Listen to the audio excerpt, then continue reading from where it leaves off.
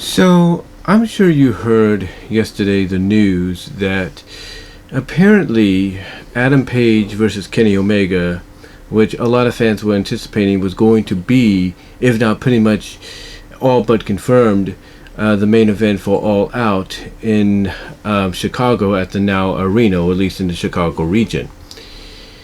And apparently now that match is off because according to sources at Fightful.com and many others, Adam Page is no longer the desired opponent.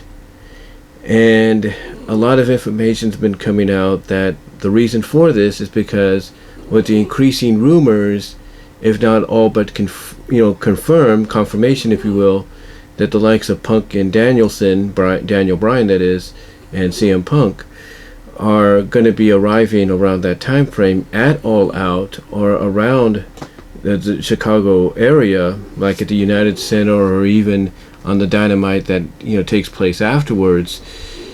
They feel with their arrival it would steal Adam Page's thunder, and that might be true because, as a lot of people have pointed out, what are you going to remember most from All Out?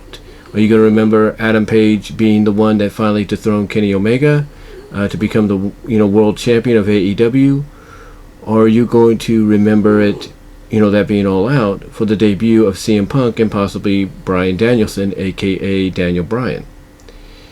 And honestly, a lot of people have leaned, in the direction of, they would remember it more for Punk and Daniel. And that is a good answer. That is definitely a good answer. But when I read this, and I saw the person from Fightful.com that was reporting it, if there's one thing I've learned from watching the likes of Just Alex, formerly Deluxe Man, and Salamonster Sounds Off, and Brian Alvarez and all them, is if there's one person you can rely on the most to be factual, to be legit in his reports, it's Sean Ross Sapp of Fightful.com. And this guy of Fightful.com was not Sean Ross Sapp, it was somebody else. And then Dave Meltzer, controversial as he is, whether you believe him or not, what he reports and talks about, came out and confirmed pretty much the same report.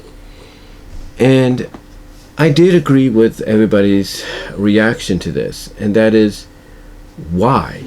Why would you take this match that you've teased and all but confirmed to be your main event for All Out and throw it out the window? Why would you do that? It just didn't make sense. And a lot of people called it a freaking WWE move. And a lot of the AEW haters have pretty much been pointing the fingers, I should say, and saying, see, AEW is no different than WWE. So what are you smoking? What are you drinking? They're pretty much calling the fans out, the supporters of AEW out, for now pretty much realizing that AEW is not that much different. But if there's anything I think we could give AEW and Tony Khan credit for, is they like to keep the surprises on the down low. That's pretty much a fact. They like to keep it on the down low. And what I mean by that is, Tony Khan and none of the higher-ups at AEW have confirmed that Punk and, Danielson are officially with the company. Yes, there are some reports that seemingly, point in that direction, that it's all but confirmed they're coming in, but we have yet to hear from the horse's mouth itself. All that's been dropped are hints. Hints of, the United Center being booked, which is a 23,000-seat arena, one of the biggest they've ever gone to since the MGM Grand. And even before the Arthur Ashe Stadium show in New York, as well as you have Darby Allin kind of dropping a hint of, hey, Chicago's the place to be if you want to prove you're one of the best wrestlers in the world, even if you claim to be the best in the world. So you have all these hints and Easter eggs being dropped in everything of Punk's arrival and possibly Danielson's arrival. However, like I said, if there's one thing a lot of people can give AEW credit for, is they love to tease the fans. They love to tease the fans. They love to keep the fans in anticipation and wonderment. And I'm pretty sure Tony Khan is smart enough, being a fan himself, or a mark as some people call him, himself, that he's smart enough to realize he's got to go with Page and Omega for the main event of All Out. And what they're doing right now, from my perspective, from a storyline situation, is they're trying to put a lot of legitimacy in it, because they realize that right now in this day and age, when it comes to wrestling, nothing's really legitimate anymore, and that secrets and reports and rumors and stuff, of what's going to happen, of who's coming in, get out too easily, and the fans know about it before it happens, and thus spoils any kind of potential surprise. Like, when Christian, left WWE earlier this year, pretty much reports were, all but confirmed that he was AEW bound, that he was going to be the big surprise, at Revolution. And guess what? He was. He was the big surprise. But here's the thing about AEW. Even though the Christian debut was pretty much spoiled, things like Paul White showing up, that came out of nowhere. Nobody saw that coming. As soon as the news broke that Paul White, formerly the Big Show, formerly the Giant, is All Elite, it surprised a lot of us. It surprised the heck out of a lot of us, including the AEW haters, because they didn't see that coming. When Mark Henry debuted at Double or Nothing, nobody saw that coming. There are certain things that, Tony Khan, being a fan, himself, realizes have to be kept on the down low, and that you got to keep fans in awe. You got to keep fans speculating and wondering, what's next.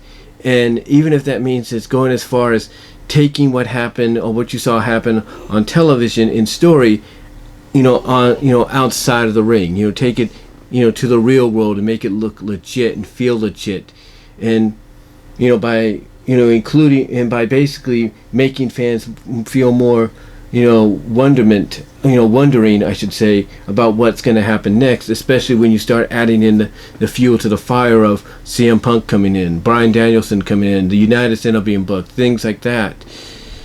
And to me, this all but confirms, in my opinion, and a lot of people have even backed this up with their comments, that the match is going to happen between Page and Omega.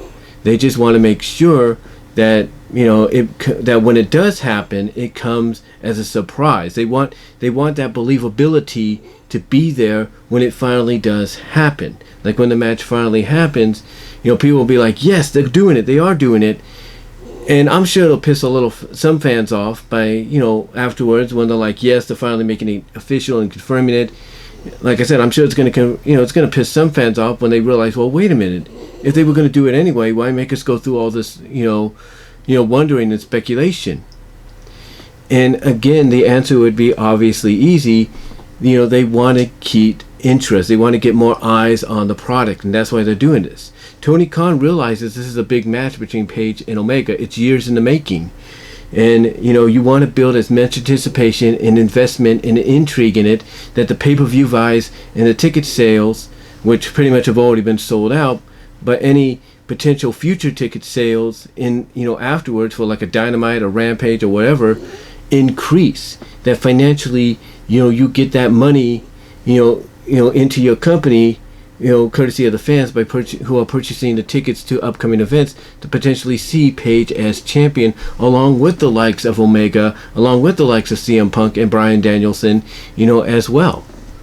So, to me, I honestly believe they're still going to do the match.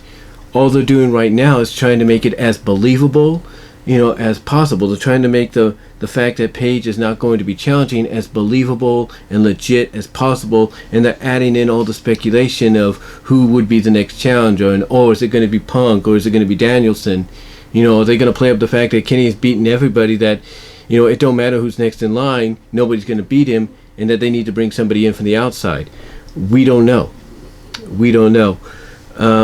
And there have been numerous names that have been mentioned as to who could be challenging him, but the fact is, these names pretty much are reserved for world title matches on, like, let's say, a special edition of Dynamite, and not a pay-per-view, that AEW is known for, especially one that pretty much is their WrestleMania, the Starrcade, if you will, in the eyes of many fans.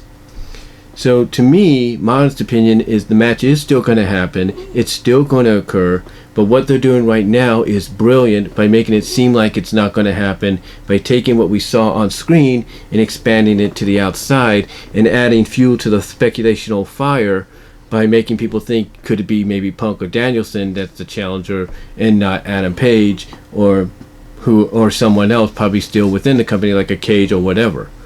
So what they're doing honestly is brilliant.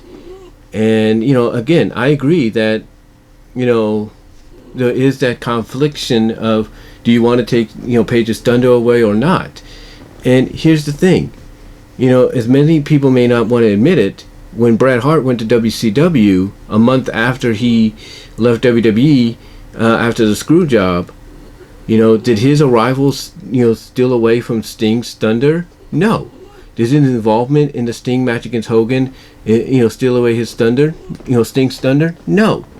Because it was kind of balanced out, as crazy as it sounds, it was kind of balanced out in a way where both benefited, where the fans benefited from both being there, from remembering both events. And to me, if AEW plays it right, they could do the same thing here.